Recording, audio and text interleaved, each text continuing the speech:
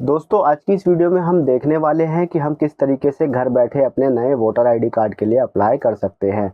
अगर आप भी 18 साल के हो चुके हैं या फिर होने वाले हैं तो जो है ये वीडियो आपके लिए बहुत ही ज़्यादा इन्फॉर्मेटिव होने वाला है, क्योंकि इस वीडियो में जो है मैंने आपको एक-एक चीज़ें डिटेल में बताई है कि आपको जो है आपके नए वोटर आईडी कार्ड को अप्लाई करने के लिए कौन-कौन से डॉक्यूमेंट की ज़रूरत पड़ने वाली है और उन डॉक्यूमेंट्स को अपलोड करते वक्त जो है उनका फ़ाइल साइज़ क्या होना चाहिए, फ़ाइल फ़ॉर्मेट क्या होना चाहिए।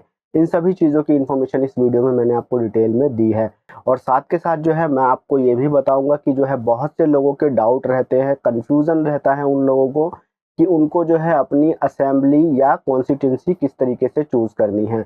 तो असेंबली या फिर कॉन्स्टिट्यूएंसी आप किस तरीके से चूज़ कर सकते हैं आपके एरिया की, उसके बारे में भी मैं आपको डिटेल में इन्फॉर्मेशन दूँगा। तो वीडियो को शुरू से लेकर के आखिर तक आप ज़रूर से वॉच कीजिएगा, तभी जो है आप तमाम चीज़ें समझ पाएँगे।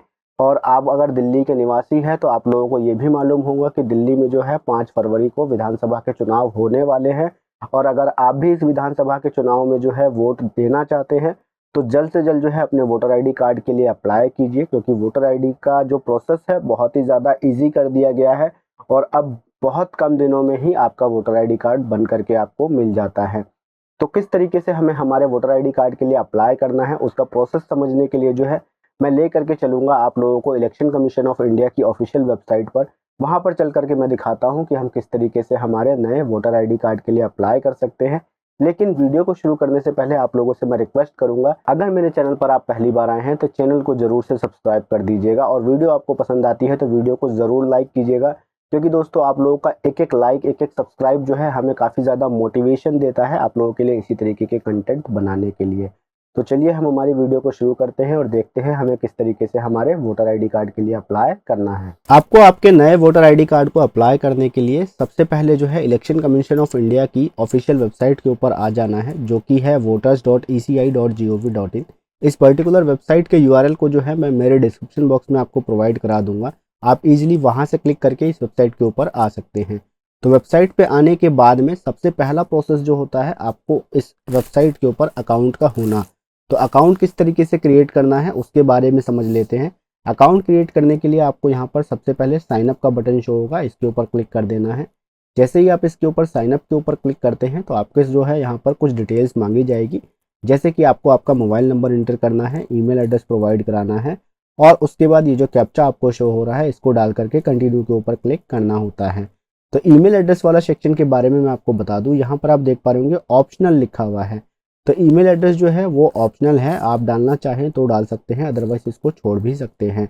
तो अगर आप आपका मोबाइल नंबर और ईमेल एड्रेस दोनों डालते हैं तो यहाँ पर जो है आपके दोनों जगह पर ओटीपी भेजा जाएगा, यानी कि आपको मोबाइल नंबर पर भी एक ओटीपी भेजा जाएगा और जो ईमेल एड्रेस आप डालेंगे उस पर भी ओटीपी भेजा जाएगा। उन दोनों ओटीपीज़ को आपको वेरीफाई करना होता है। तो अगर आप आपका सिर्फ मोबाइल नंबर देते हैं तो आपको मोबाइल नंबर पर ही ओटीपी रिसीव होगा और मोबाइल नंबर और ईमेल एड्रेस देते हैं तो दोनों पर एक एक ओटीपी रिसीव होगा। और आगे जो है प्रोसेस मैं आपको बताता हूँ। यहाँ पर हम हमारी इन्फॉर्मेशन को फिल करते हैं और कंटिन्यू के ऊपर आपको क्लिक करके मैं आगे समझाता हूँ। तो आप आपकी डिटेल्स को डाल करके जैसे ही कंटिन्यू के ऊपर क्लिक करेंगे तो यहाँ पर जो है आपसे आपके फर्स्ट नेम, लास्ट नेम और एक पासवर्ड को क्रिएट करने के लिए कहा जाएगा। तो फर्स्ट नेम में आप आपका फर्स्ट नेम डाल लेंगे, लास्ट नेम में जो भी आपका सरनेम हो या लास्ट नेम हो वो एंटर कर लेंगे। और पासवर्ड के लिए मैं यहाँ पर आपको बता दूं कि आपको जो है कम से कम 8 कैरेक्टर का पासवर्ड बनाना होता है। और पासवर्ड के अंदर में जो है ना आप आपके जो है कैपिटल लेटर, स्मॉल लेटर, एक स्पेशल कैरेक्टर और न्यूमेरिक्स, इन चार का कॉम्बिनेशन इस्तेमाल करके आपको पासवर्ड बनाना होता है। अगर आप पासवर्ड बिना इन चार के कॉम्बिनेशन को बनाते हैं तो जो है आपका पासवर्ड मुश्किल है कि नहीं ले। तो आपको किस तरीके से पासवर्ड बनाना होता है उसका मैं आपको एग्जांपल दिखा देता हूं। जैसे मैं यहाँ पे एक न्यू टैब खोलता हूं और आपको क्या क्या चीज़ें लेनी है, एक कैपिटल लेटर, एक स्मॉल लेटर, एक स्पेशल कैरेक्टर और उसके साथ न्यूमेरिक्स। तो इस तरीके से आप आपका पासवर्ड यूज़ कर सकते हैं। अगर आपका कुछ नाम है, आप जो भी पासवर्ड रखना चाहें तो उसमें आपको ध्यान रखना है कि आपके ये चारों चीज़ें एडिड हो, यानी कि एक बड़ा लेटर हो, एक छोटा लेटर हो और एक स्पेशल कैरेक्टर हो और उसके बाद जो है आप न्यूमेरिक्स यूज़ कर सकते हैं। इन तमाम चीज़ों को जो है आप आगे पीछे अपनी मर्ज़ी से कर सकते हैं, जैसे आप करना चाहें। ऐसा कोई ज़रूरी नहीं है कि आपको पहले बड़ा लेना है फिर छोटा लेना है या फिर जो है आपको फिर स्पेशल कैरेक्टर लेना है और लास्ट में न्यूमेरिक लेना है, ऐसा कोई रूल नहीं है। रूल ये है कि आपको इन चारों के कॉम्बिनेशन से ही पासवर्ड बनाना है और कम से कम 8 जो है डिजिट के आपका पासवर्ड होना चाहिए। तो वो सारी चीज़ें जो है आप यहाँ पर डाल लेंगे, आपका फर्स्ट नेम डालेंगे, लास्ट नेम डालेंगे और यहाँ पे पासवर्ड चूज़ करेंगे। उसी पासवर्ड को यहाँ पे कंफर्म करेंगे और रिक्वेस्ट ओटीपी के ऊपर आपको क्लिक करना होगा। तो जैसे ही आप रिक्वेस्ट ओटीपी के ऊपर क्लिक करेंगे ना, तो जो है आपके मोबाइल नंबर पर एक ओटीपी भेजा जाएगा। अगर आपने आपका सिर्फ मोबाइल नंबर दिया है तो अब मोबाइल नंबर पर ओटीपी भेजा जाएगा, और आपने मोबाइल नंबर और ईमेल एड्रेस दोनों दिया है तो जो है दोनों पर आपको जो है ये ओटीपी रिसीव होगा। तो मोबाइल नंबर वाले ओटीपी में आप मोबाइल नंबर का ओटीपी डाल लेंगे और ईमेल एड्रेस के ओटीपी में आप ईमेल एड्रेस वाला ओटीपी डाल लेंगे। दोनों ओटीपी को डालने के बाद आप सिंपली फॉर्म को सबमिट करेंगे तो जो है आपका इस पोर्टल के ऊपर रजिस्ट्रेशन हो जाएगा। रजिस्ट्रेशन करने के बाद आपको सिंपली जो है साइन इन का ऑप्शन शो होगा। तो जहां पर आपको साइन इन का ऑप्शन शो होगा या लॉगिन का ऑप्शन शो होगा, वैसे आप लॉगिन के ऊपर क्लिक करके लॉगिन कर लेंगे। और अगर आपको ऑप्शन शो नहीं होता है तो अगेन जो है आप voters.eci.gov.in के ऊपर आकर के यहाँ पे लॉगिन बटन आपको शो होता है, इसके ऊपर आप क्लिक कर लेंगे। तो जैसे ही आप लॉगिन के ऊपर क्लिक करते हैं तो जो है आपको आपकी बेसिक डिटेल्स, यानी कि जिस पर्टिकुलर मोबाइल नंबर से आपने रजिस्ट्रेशन किया था वो मोबाइल नंबर डाल करके, चाहे तो आप आपका मोबाइल नंबर डाल सकते हैं, ईमेल एड्रेस डाल सकते हैं, ठीक है। वोटर आईडी कार्ड नंबर तो आपके पास होगा नहीं, क्योंकि हम जो है नया वोटर आईडी कार्ड बनाने का प्रोसेस समझ ही रहे हैं। तो जो है यहाँ पे बेसिकली आप दो डिटेल्स डाल सकते हैं, आपका रजिस्टर्ड मोबाइल नंबर या फिर ईमेल एड्रेस। जब आपका वोटर आईडी कार्ड बन जाए तो वोटर आईडी कार्ड नंबर से भी आप इस पर लॉगिन कर सकते हैं। तो जो भी डिटेल्स आप डालना चाहें उन डिटेल्स को डालेंगे और आपका पासवर्ड डालेंगे। ये कैप्चा जो शो हो रहा है इसको इंटर करेंगे और रिक्वेस्ट ओटीपी के ऊपर क्लिक करेंगे। तो हम हमारी डिटेल्स को फिल करते हैं और रिक्वेस्ट ओटीपी के ऊपर क्लिक करते हैं। जैसे ही आप रिक्वेस्ट ओटीपी के ऊपर क्लिक करेंगे तो जो है आपके रजिस्टर्ड मोबाइल नंबर पर एक ओटीपी भेजा जाएगा। उस ओटीपी को आपको यहाँ पर इंटर कर लेना है। हमारे केस में जो ओटीपी हमें रिसीव हुआ है उसको हम यहाँ इंटर करते हैं और वेरीफाई एंड लॉगिन के ऊपर क्लिक करते हैं। वेरीफाई एंड लॉगिन के ऊपर क्लिक करने के बाद ही जो है आप डायरेक्ट जो है आपके डैशबोर्ड पर जो है आ जाएंगे और यहाँ डैशबोर्ड पर आते ही आपको जो है यहाँ पर तमाम चीज़ें शो हो जाएंगी। तो यहाँ पे आप देख पा रहे होंगे आपको आपके प्रोफाइल का नाम शो हो जाएगा। इसके ऊपर आप होवर करेंगे तो जो है आपको लॉग आउट प्रोफाइल या चेंज पासवर्ड का ऑप्शन शो होगा। अब जो है आपको नया वोटर आईडी कार्ड अप्लाई करने के लिए यहाँ पर जो है फॉर्म्स का सेक्शन शो होगा। यहाँ पे जो है आपको दिख रहा होगा form 6 new registration for general election. तो आपको सिंपली इस फॉर्म 6 को फिल करना होता है जब आप जो है 18 साल के हो जाते हैं और आप या फिर नया वोटर आईडी कार्ड अप्लाई करना चाहते हैं। तो यहाँ पर आपको दिख रहा होगा fill form 6 if you are 18 और अबव और you will turn 18 in few months, यानी कि आप इस फॉर्म को जो है फिल कर सकते हैं अगर आप 18 साल या उससे ज़्यादा के हैं या फिर जो है आप 18 साल के होने वाले हैं कुछ ही महीनों में। तो जो है हमें सिंपली फिल फॉर्म 6 के ऊपर क्लिक करना है। तो जैसे ही आप फॉर्म 6 के ऊपर क्लिक करते हैं तो जो है आपके सामने यहाँ पर जो है फॉर्म 6 पूरी तरीके से ओपन हो करके आ जाएगा और यहाँ पर जो है फॉर्म 6 के जितने भी पर्टिकुलर्स है, यानी कि जो डिटेल्स आपको इसमें फिल करनी है, उन तमाम चीज़ों के सारे सेक्शंस आपको शो हो जाएंगे। यहाँ पे जब आप इसको थोड़ा सा स्क्रॉल करके देखेंगे तो जो है यहाँ पर आपको दिखेगा कि ये जो है एल तक जो है इसमें सेक्शन है। ए से लेकर के एल तक आपको डिटेल्स फिल करनी होगी, जिसमें कि सबसे पहले आपको आपका स्टेट, डिस्ट्रिक्ट और असेंबली को चुनना होगा। उसके बाद जो है आपको आपकी पर्सनल डिटेल्स डालनी होगी, आपके रिलेटिव्स की डिटेल डालनी होगी, फिर कॉन्टैक्ट डिटेल्स, आधार कार्ड डिटेल्स, जेंडर आपको आपका चूज़ करना होगा, डेट ऑफ बर्थ आपकी डिटेल्स आपको डालनी होगी, आपका जो प्रेजेंट एड्रेस है वो आपको एंटर करना होगा। अगर कोई डिसेबिलिटी है तो उसके बारे में आपको बताना होगा।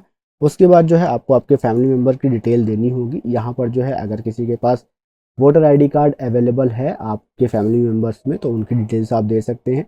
उसके बाद आपको यहाँ पर डिक्लेरेशन को एक्सेप्ट करना होगा। फिर आप कैप्चा को फिल करने के बाद में प्रीव्यू एंड सबमिट के ऊपर क्लिक करते हैं तो जो है आपको आपके फॉर्म का प्रीव्यू दिखाया जाएगा। उसके बाद तमाम डिटेल्स को एक बार अच्छे से वेरीफाई और चेक करने के बाद में जो है आपको सबमिट के ऊपर क्लिक करना होता है। तो जो है इस फॉर्म को किस तरीके से फिल करना है वो मैं आपको समझा देता हूँ।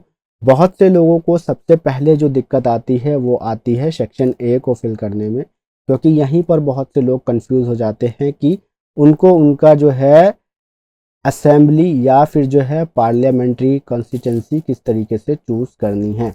तो इसका पूरा प्रोसेस मैं आपको समझा देता हूँ। सबसे पहले जो है आपकी असेंबली या कॉन्स्टिट्यूंसी चूज़ करने के लिए जो है आपको आपका स्टेट को चूज़ करना होता है। तो जो भी आपका स्टेट हो वो आप चूज़ कर लेंगे।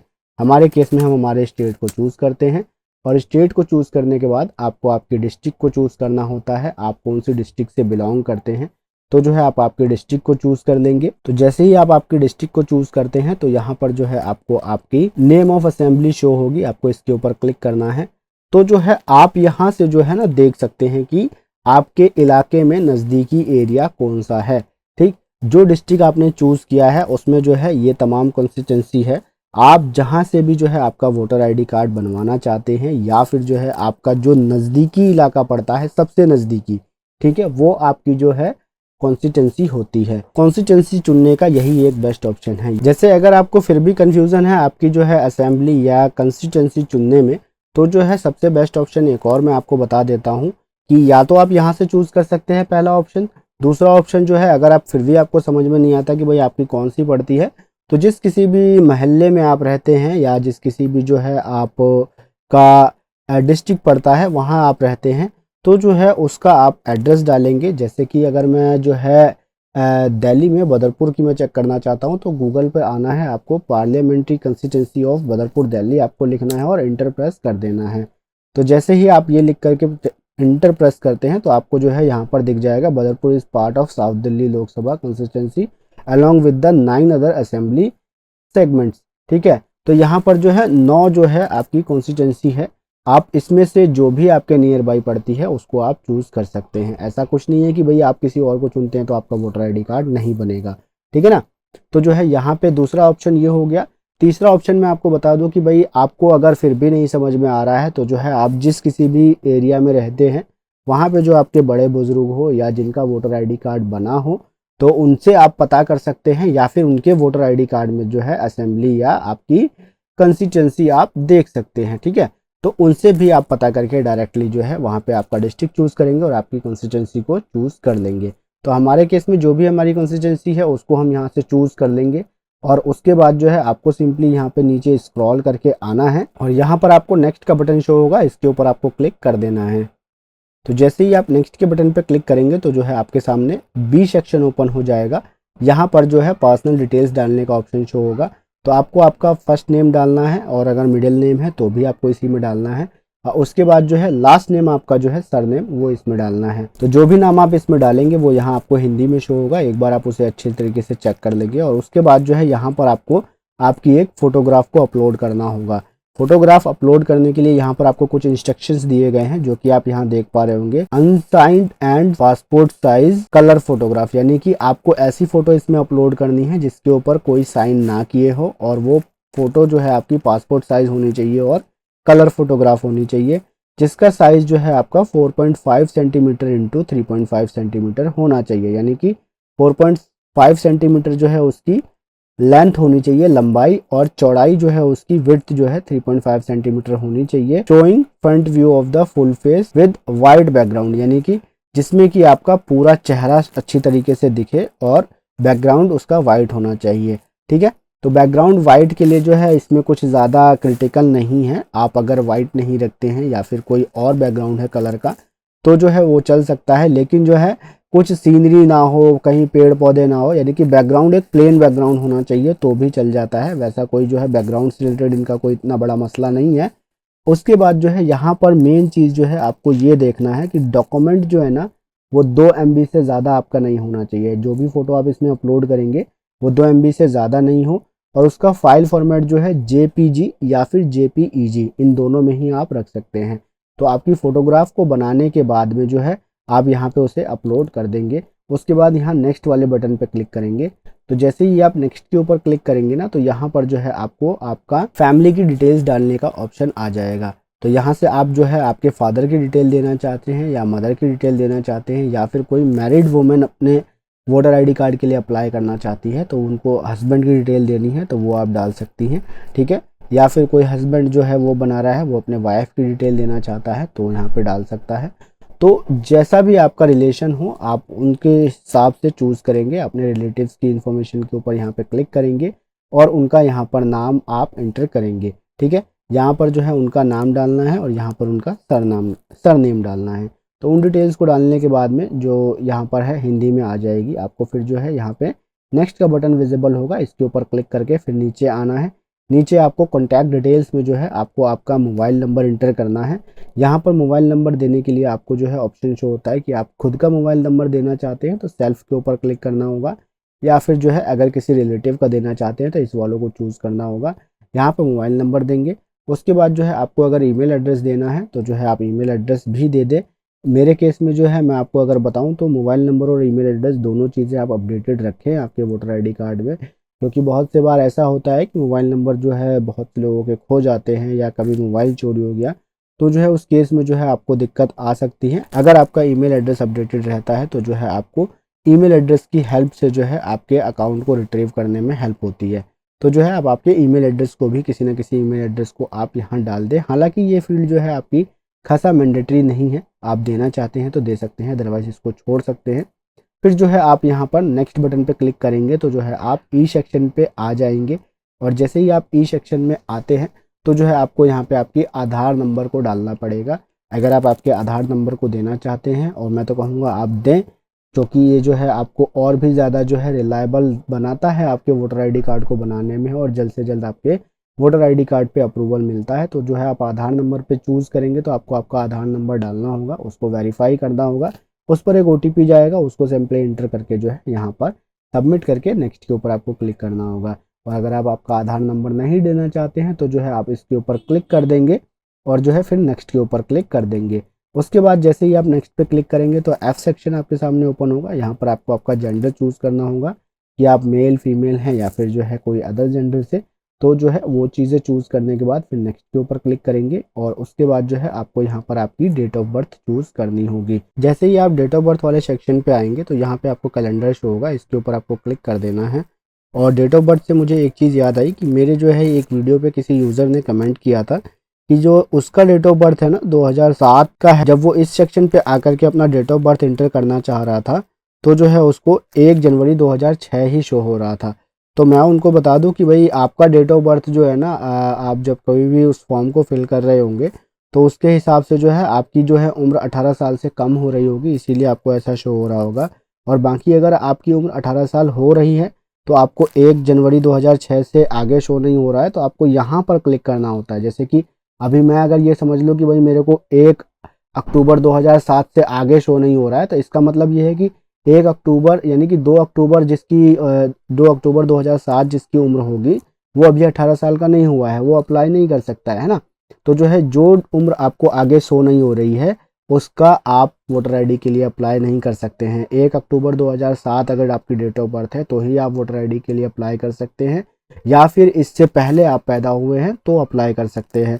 तो आपकी जो भी डेट ऑफ बर्थ हो, अगर इसी तरीके से कैलेंडर शो हो रहा है आपको और आगे विजिबल नहीं हो रहा है तो आपको सिंपली इसके ऊपर क्लिक करना होता है। जैसे ही आप इस पर क्लिक करते हैं तो जो है यहाँ पर आपको तमाम ईयर्स शो हो जाएंगे। आप स्क्रॉल करके ऊपर जाएंगे, जो भी आपका ईयर ऑफ बर्थ हो वो आप यहाँ से चूज़ करेंगे।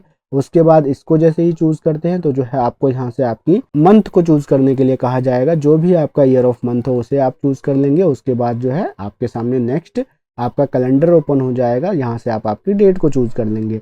तो जैसे ही आप आपका डेट ऑफ बर्थ चूज़ करेंगे तो उससे रिलेटेड आपको बोला जाएगा कि आपको जो है सेल्फ अटेस्टेड कॉपी देनी है सपोर्टिंग एज प्रूफ, यानी कि आपको कोई ऐसा डॉक्यूमेंट देना है जिसमें कि ये साबित हो जो आपने यहाँ पर डेट ऑफ बर्थ डाला है ये शो हो।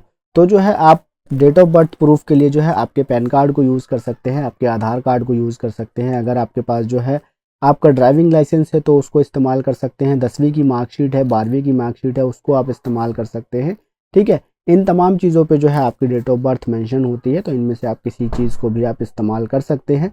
और उसके बाद जो है यहाँ से जैसे ही आप चूज़ करेंगे कि भाई आप क्या अपलोड करना चाहते हैं, जैसे कि document for proof of date of birth choose करेंगे तो इस पर आप क्लिक करेंगे, और जैसे ही आप इसके ऊपर क्लिक करते हैं तो यहाँ से आपके सामने डॉक्यूमेंट की लिस्ट ओपन हो जाएगी। तो यहाँ आपको दिखाया गया है कि भाई आप डेट ऑफ बर्थ के प्रूफ पे कौन से डॉक्यूमेंट अपलोड कर सकते हैं। आपको यहाँ साफ साफ बोला है कि आप बर्थ सर्टिफिकेट कर सकते हैं, Aadhaar card, PAN card, driving licence, आपके 10वीं 12वीं के जो है सर्टिफिकेट, या फिर इंडियन पासपोर्ट। तो यही तमाम चीज़ें मैंने आपको बताई थी, ठीक है ना।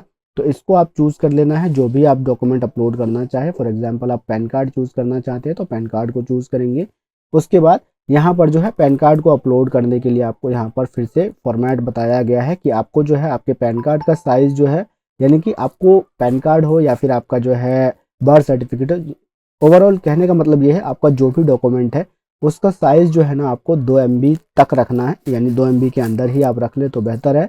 और उसका जो फाइल फॉर्मेट है वो JPG हो या PNG हो या PDF हो, ठीक है। इन तीनों में से कोई भी आप फाइल फॉर्मेट इस्तेमाल कर सकते हैं। उसके बाद आप आपके जो है डॉक्यूमेंट को यहाँ अपलोड कर देंगे।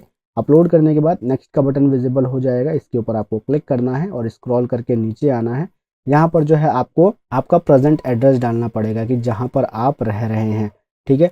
तो प्रेजेंट एड्रेस में आप आपका हाउस, बिल्डिंग या अपार्टमेंट नंबर डालेंगे, स्ट्रीट का जो नाम है या मोहल्ले का जो नाम है वो डालेंगे, आपका गांव का नाम या जो है टाउन का नाम आप डालेंगे। उसके बाद जो आपका पोस्ट ऑफिस पड़ता है वो इंटर करेंगे, आपके एरिया का पिन कोड डालेंगे, आपकी तहसील या तालुका या मंडल क्या पड़ती है उसको चूज़ करेंगे, आपका डिस्ट्रिक्ट चूज़ करेंगे, आपका जो है स्टेट को चूज़ करेंगे। उसके बाद स्क्रॉल करके नीचे आएंगे और यहाँ पर जो है फिर आपको आपने जो एड्रेस ऊपर दिया है ना उस एड्रेस से रिलेटेड आपको एक प्रूफ देना होगा, ठीक है। यहाँ आपको बोला जा रहा है self attested copy of address proof either in the name of applicant और any other of parent, spouse या adult child if already enrolled as elector at the same address attach any one of them. तो आपने जो address ऊपर provide कराया है ना उससे रिलेटेड जो है आपको यहाँ पर एक एड्रेस प्रूफ देना होगा।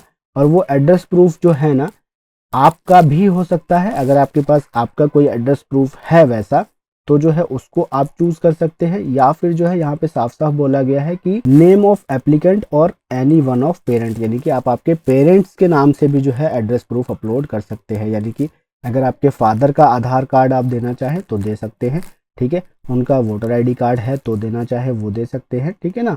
अगर कोई मैरिड हस्बैंड वाइफ अपलोड कर रहे हैं तो जो है वो अपने स्पाउसेस के जो है डॉक्यूमेंट को भी दे सकते हैं, ठीक है ना। तो ये ऑप्शन है। बहुत से लोगों की क्वेरी होती है कि भाई हमसे एड्रेस प्रूफ पूछा जा रहा है तो हम उस सेक्शन में, हमारे पास तो हमारा प्रूफ है नहीं तो क्या करें। यहाँ पे जो है ना आप फॉर्म को अच्छे तरीके से रीड करेंगे तो जो है आपके तमाम सवालों के जवाब ना आपको वहीं पर मिल जाते हैं। तो यहाँ पे साफ साफ आपको बताया गया है कि ज़रूरी नहीं है कि आप ही के नाम से आपका जो है एड्रेस प्रूफ होना चाहिए।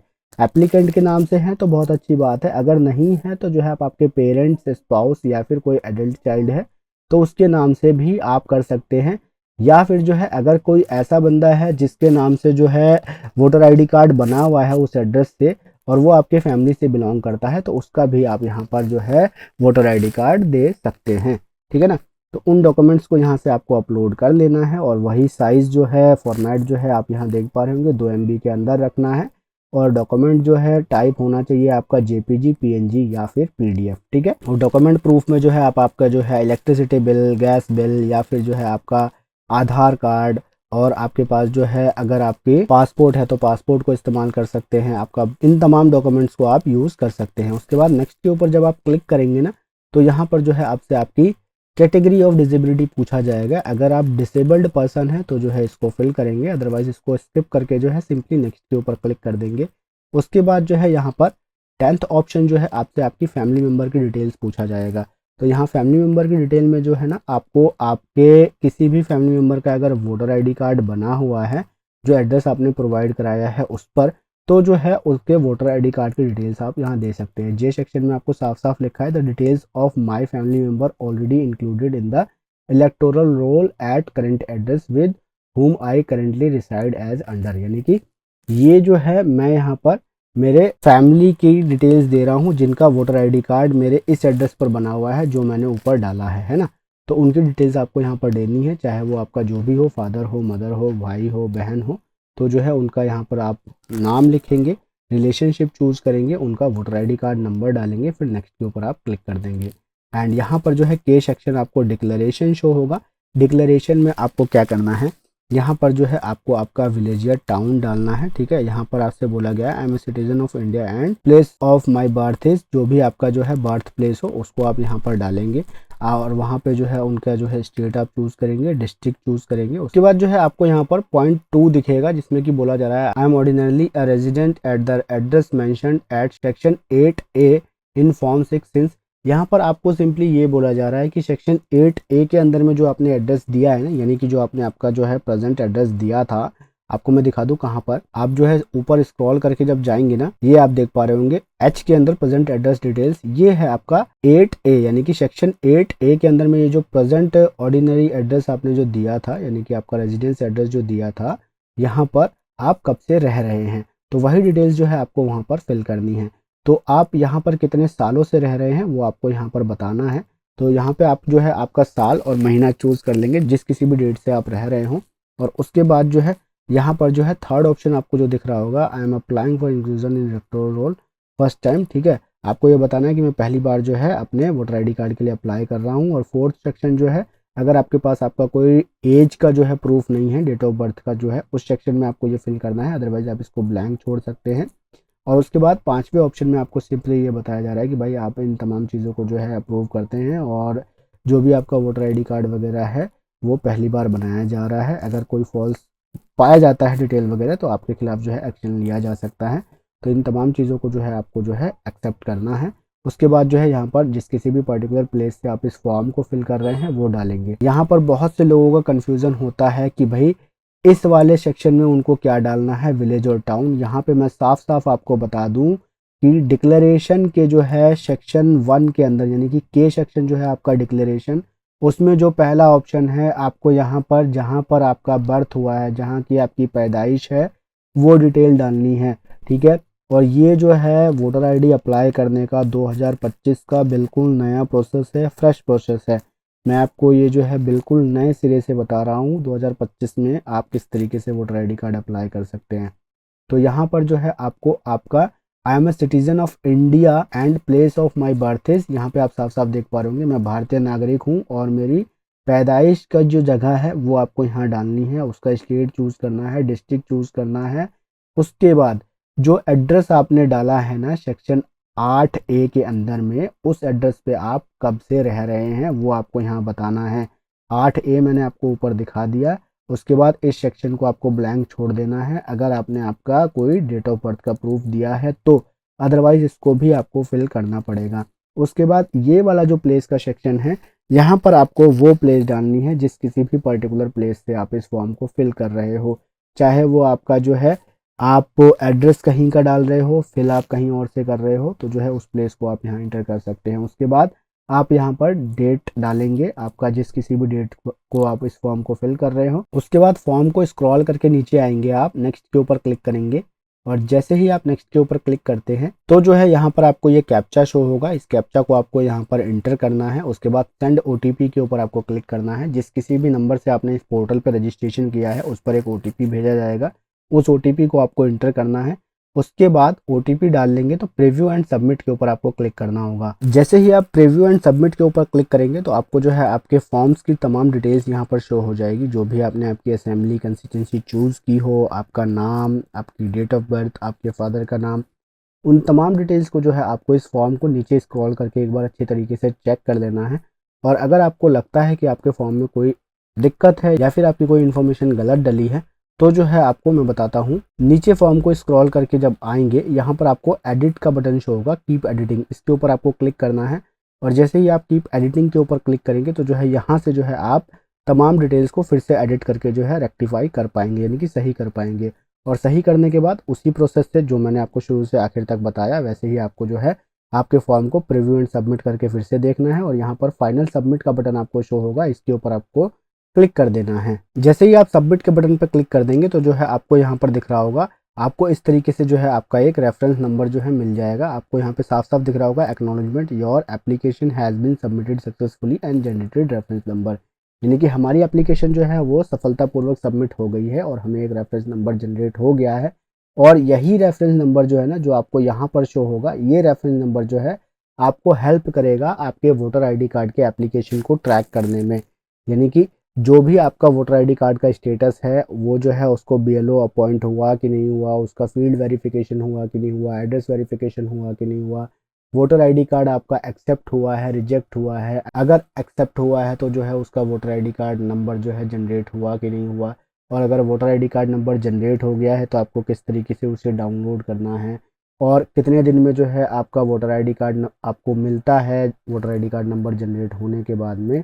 उन तमाम चीज़ के ऊपर जो है मैंने एक स्पेसिफिक वीडियो बना रखा है कि आपका जो है वोटर आईडी कार्ड यानी कि अप्लाई होने के बाद में जो आपको रेफरेंस नंबर मिलता है, एप्लीकेशन नंबर मिलता है, एक्नॉलेजमेंट नंबर मिलता है, उसके थ्रू किस तरीके से आप आपके वोटर आईडी कार्ड को ट्रैक कर सकते हैं, उसका एक डेडिकेटेड वीडियो है मेरे चैनल पे। उसका लिंक जो है ना मैं यहाँ आई बटन में आपको प्रोवाइड करा दूंगा। आप यहाँ पे जो है क्लिक करके जो है उस वीडियो को आप वॉच कर सकते हैं, और उस लिंक को मैं मेरे डिस्क्रिप्शन बॉक्स में भी दे दूंगा, जिससे कि आपको आसानी हो उस वीडियो को वॉच करके आपके वोटर आईडी कार्ड के एप्लीकेशन के स्टेटस को ट्रैक करने में। तो आई होप दोस्तों मैं आप लोगों को अच्छे से और डिटेल में बता पाया होऊंगा कि आप घर बैठे किस तरीके से अपने नए वोटर आईडी कार्ड के लिए अप्लाई कर सकते हैं।